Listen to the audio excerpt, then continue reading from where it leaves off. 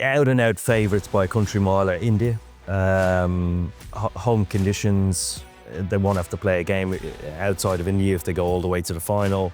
What is Afghanistan's ceiling? I don't think we've seen the ceiling. So they can win it? Absolutely. Really. Anyone you feel was unlucky not to be part of the squad?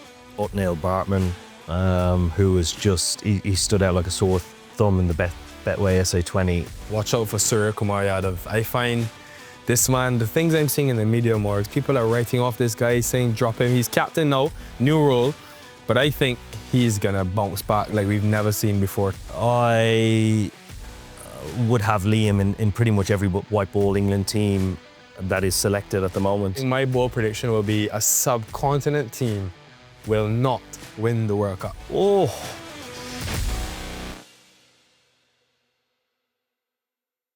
The beauty about the sport of cricket is it is the gift that keeps on giving. We are recording this the day before the Betway SA20 final, but no time to breathe because in a week's time, we will be heading to India.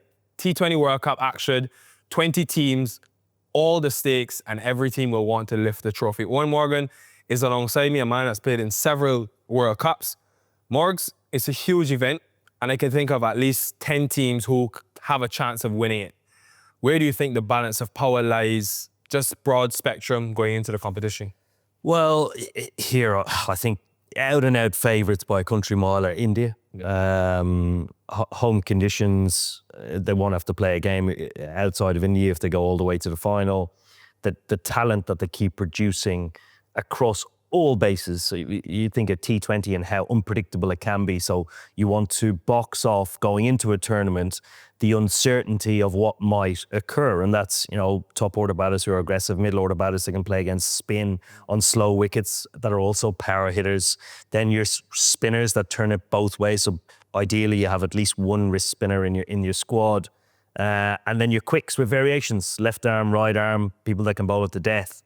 And India stands head and shoulders above everybody else before a ball is bowled. Now, we know the unpredictability of T20, World Cups, dealing with teams and humans and emotion and the pressure that home advantage sometimes can apply to teams around the world. So it's going to be fascinating to see how they both handle it and perform from start to finish. I think sitting alongside or behind India or Australia alone, then I'd have teams like South Africa, England, Sri Lanka and New Zealand as well, all capable of getting to the latter stages, semi-final, final. But I think they're competing against mainly India. I think you missed one.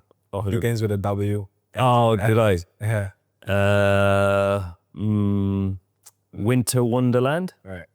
Anyways, Morgs, we're at the Betway SA20 and I think there are about 10 teams in the World Cup with representation of players from this competition. So I want to start with the team that has the most, the Proteas.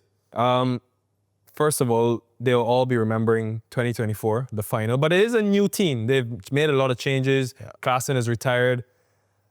Can they get over the heartbreak of getting so close to winning their first World Cup and not getting over the line? The reason I think that they can get over it is because the progress that they've made beyond that. They haven't allowed that moment define any of the formats that they play in to date. And when you go through the squad, they pretty much have all bases covered. The only base that I would worry about is that if you play against a country that has a lot of left-handers, they have two left-arm spinners. They don't have a wrist spinner within the squad that I can see. So if you do come across a lot of left-handed batters, that's probably a disadvantage over, say, having a right-arm part-timer, which they have in Aidan Markram or Tristan Stubbs. But again, you're into part-time bowlers against high-quality batters. But otherwise, they're a strong side. The rest of the bases are covered. Obviously, Stubbs and Rickerton have been added. Both of, well, Rickerton especially 200s in the Betway SA20. Anyone you feel was unlucky not to be part of the squad? Oh, those two to start with, alongside Otniel Bartman, who was just, he stood out like a sore thumb in the Betway SA20. He's hit a good line and length, which is like the base of any good bowler. But if you can get that in T20 cricket along with his other attributes where he can jam in a Yorker, has a good slow ball, he's a surprise bouncer. I mean, you're looking at a complete package, and it's not like he's new to T20 cricket or franchise tournaments. He was the all-time leading wicket taker throughout the whole of this tournament. He was the leading wicket taker as well. So I was baffled to see him omitted. And I'd probably go the two guys that have now been added to the squad. They were a bit of a surprise to be left out. Let's talk about a team that's very close to your heart. Two teams actually, but first I'll start with England. It's been a very emotional period. The Ashes, obviously they're in Sri Lanka now, and we see Brendan McCullum's style is to have a lot of the same players. Someone like Duckett is going to go from series to World Cup. What needs to happen if England are to win the World Cup? For England to win the World Cup, I think runs at the top of the order from their best batters. Phil Salton and Jos Buttler are imperative. I also see a big tournament for the likes of Adil Rashid and Jofra Archer. And I think a surprise package for England in this tournament is going to be Josh Tongue. He's been in late inclusion in the tournament, had a good 100 last year. He's renowned as more of a red ball bowler, but the style of bowler that he is should suit conditions in India. What would be your opening combination? Personally, my opening combination would be Salt and Buttler. And I would bat Ben Duckett at 3. I'm not sure how they're going to line up. Does Bethel fit into that 11 as well? Bethel doesn't fit into that 11. So Sam Curran? Sam Curran does fit into that 11. Previously, they've gone with Jamie Smith started up the top, then Duckett towards the end of the summer, and they had an incredibly successful time of it this year, scoring upwards of 300 in a T20 game against South Africa is an incredible achievement.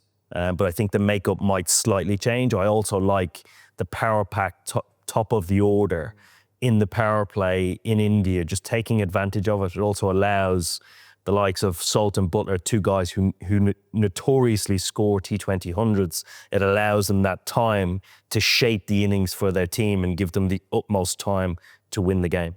It's not an easy team to pick by any means, but one name that was probably in the public about not being included was Liam Livingstone. Did you feel like he should have been, given the options he gives you with both bowling types and the batting power towards the end? Yeah, I was surprised. I would have Liam in pretty much every white ball England team that is selected at the moment. I think he's coming into the best years of his cricket, but with bat and ball. Also a potential leader within the ranks. Now to your first love, Owen Morgan, the Irish. They're not in an easy group. It's going to be a challenge with Australia, Sri Lanka, I think Zim and Oman as well. What expectations should Irish fans have under Paul Stirling's leadership for that team? Yeah, here, like you mentioned, it's going to be a tough group, but also at the same time, there's a huge amount of progression that Irish cricket has gone through in the last 15 years. So some of the players that we should look out for in this tournament that are, again, have been around a considerable period of time. Paul Stirling, obviously, you mentioned, who's known around the world, but the likes of Lorcan Tucker as well, Harry Tector, who's been around a long time, and with the ball, probably Josh Liddell you have to look out for as well, capable of getting the world's best batters out. It's a matter of producing that when Ireland need it, and that will contribute to them beating the higher ranked sides.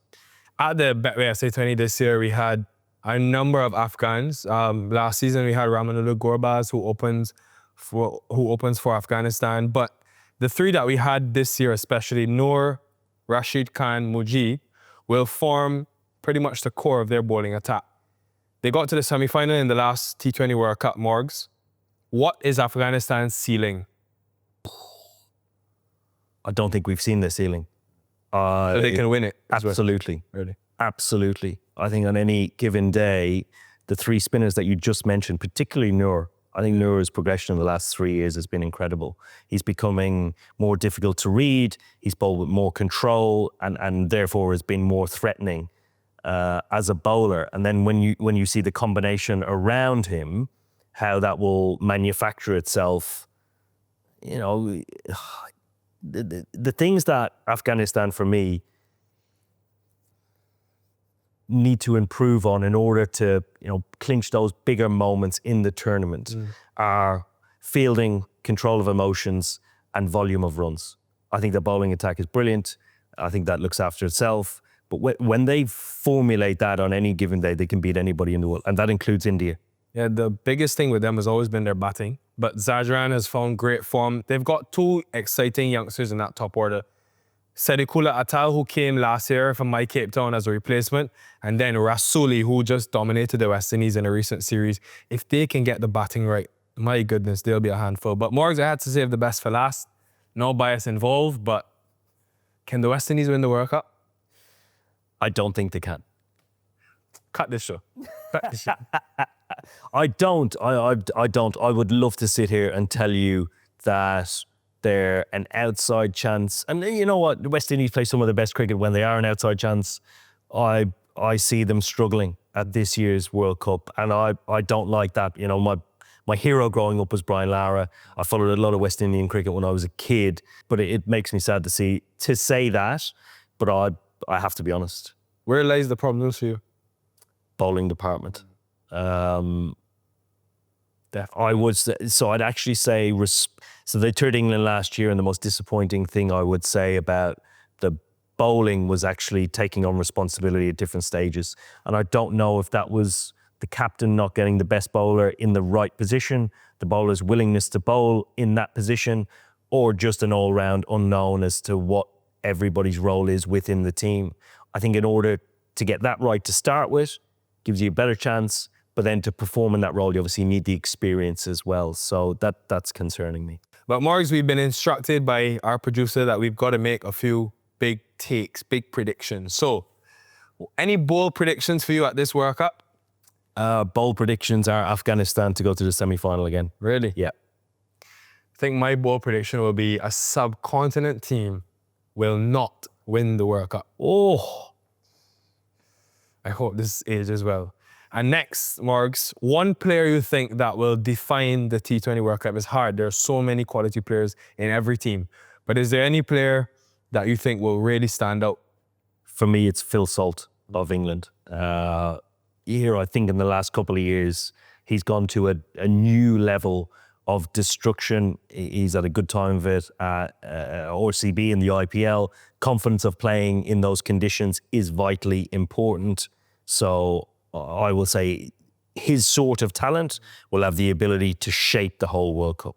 Watch out for Surya Kumar Yadav. I find this man, the things I'm seeing in the media more, people are writing off this guy, saying drop him. He's captain now, new role. But I think he's going to bounce back like we've never seen before. Such a quality player. Morgs, well, unfortunately, at the end of the Betway SA20, it means the end to down south. But it's been a short time, but a good time. Been a pleasure. I've loved it, man. Next up, T20 World Cup. Fans can't wait to see you there. Keep supporting and keep loving the game.